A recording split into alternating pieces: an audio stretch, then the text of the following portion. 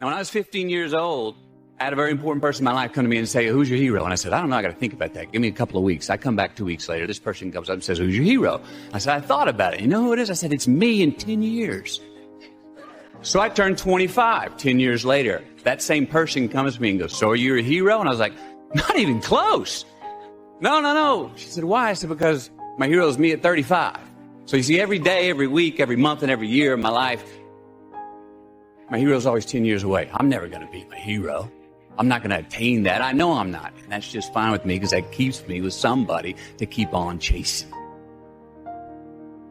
I'm going to talk to you about some things that I've learned in my journey. Most from experience, some of them I heard in passing.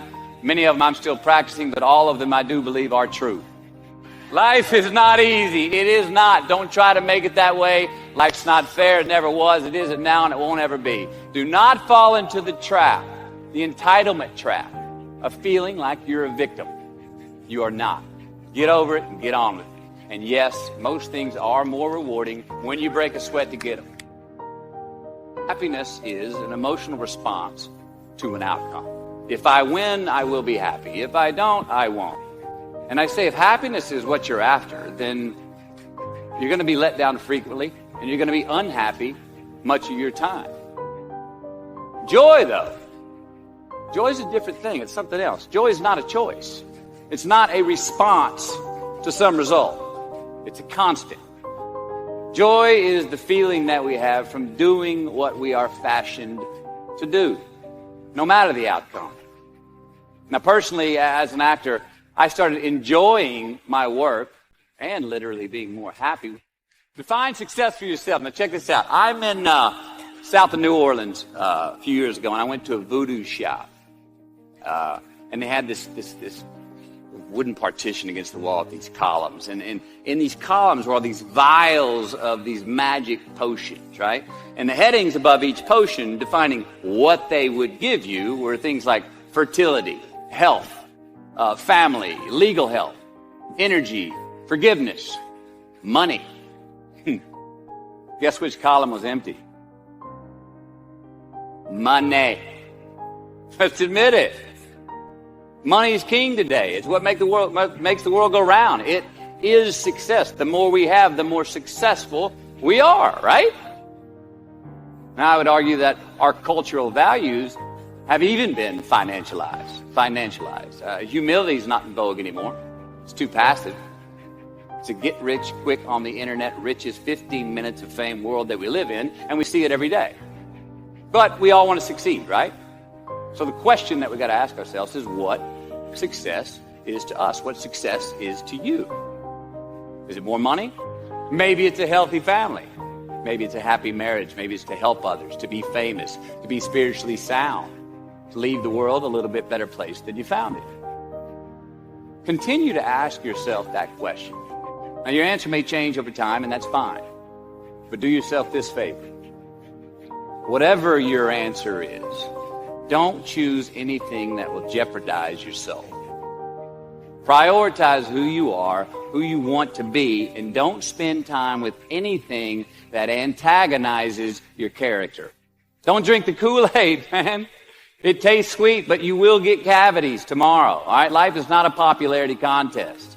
Be brave, take the hill, but first answer that question, what's my hill? So first, we have to define success for ourselves. And then we have to put in the work to maintain it. Take that daily tally. Tend our garden. Keep the things that are important to us in good shape. Where you are not is as important as where you are. Defining ourselves by what we are not is the first step that leads us to really knowing who we are. You know that group of friends that you hang out with that they really might not bring out the best in you? You know, they gossip too much or they're kind of shady. They really aren't going to be there for you in a pinch. Or how about that bar that we keep going to that we always seem to have the worst hangover from?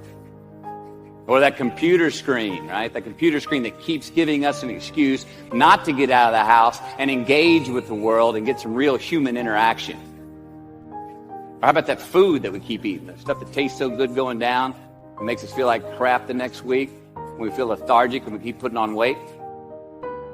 Well, those people, those places, those things Stop giving them your time and energy. Just don't go there. I mean, put them down. And when you do this, when you do put them down, when you quit going there, when you quit giving them your time, you inadvertently find yourself spending more time and in more places that are healthy for you, that bring you more joy. Why? Because you just eliminated the who's, the where's, the what's, and the when's that were keeping you from your identity. Like, trust me, too many options, I promise you, too many options will make a tyrant of us all. All right, so get rid of the excess, the wasted time. Decrease your options. If you do this, you will have accidentally, almost innocently, put in front of you what is important to you by process of elimination. Knowing who we are is hard.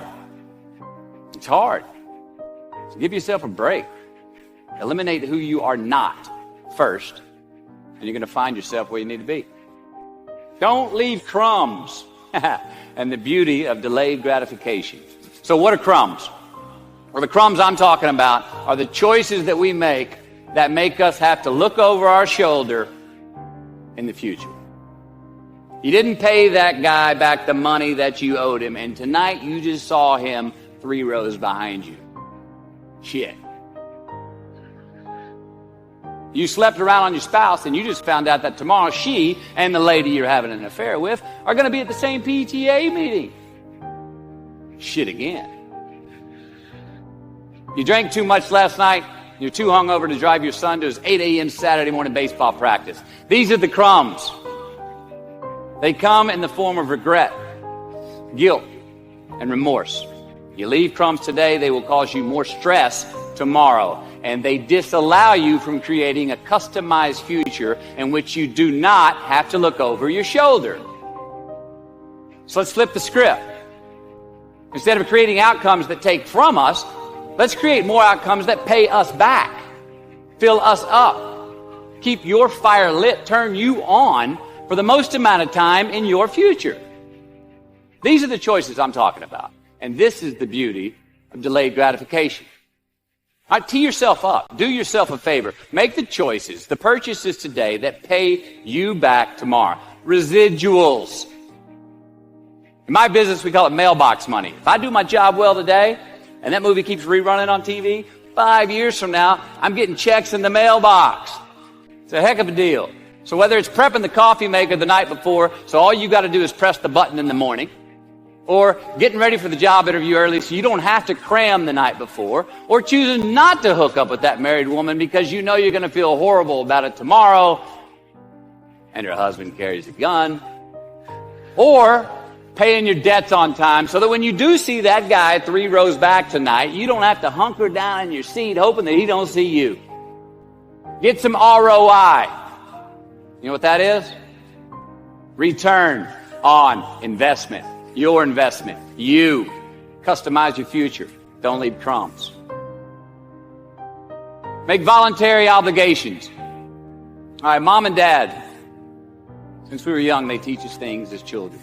Teachers, mentors, the government, and on laws, they all give us guidelines for which to navigate this life. Rules to abide by in the name of accountability. I'm not talking about those obligations. I'm talking about the ones that we make with ourselves, with our God, with our own consciousness. I'm talking about the you versus you obligations. We have to have them. Now again, these are not societal laws, expectations that we acknowledge and endow for anyone. Life is not fair. It's a statement we often hear and one that resonates with all of us. But what does it really mean? Is it a pessimistic view of the world? Or is there something more profound hidden within those words? Life's inherent unfairness is not an excuse to give up or complain. It's a call to action, a reminder that we have the power to rise above our circumstances and create our own destiny. When we embrace the fact that life is not fair, we free ourselves from the shackles of expectation. We stop waiting for the world to be handed to us on a silver platter and instead take responsibility for our own journey. One other than ourselves. These are faith-based obligations that we make on our own. These are not the lowered insurance rates for a good driving record. You will not be fined or put in jail if you do not gratify these obligations I speak of. No one else governs these but you. They are your secrets with yourself, your own private counsel, personal protocols. And while nobody throws you a party when you abide by them, no one's going to arrest you when you break them either. Life's unfairness pushes us to find our inner strength, to tap into our resilience, and to discover the true measure of our character. It's through adversity that we grow, that we learn to appreciate the highs and navigate the lows. Life's unfairness teaches us empathy and compassion. When we recognize that others face their own battles, it opens our hearts to lend a helping hand, to offer support, and to be a source of light in their lives. Life's unfairness is not meant to crush us, but to inspire us. It's a reminder that greatness is not defined by a lack of obstacles, but by our ability to overcome them. So embrace the unfairness of life as a catalyst for growth, as a springboard for resilience, and as a canvas on which you can paint your own unique story. Remember, life may not be fair, but it is what we make of it that truly matters. Embrace the unfairness, my friends, and let it be the fuel that propels you towards a life of purpose, fulfillment, and endless possibilities. If you believe this video has value, please subscribe and share. Thanks for watching.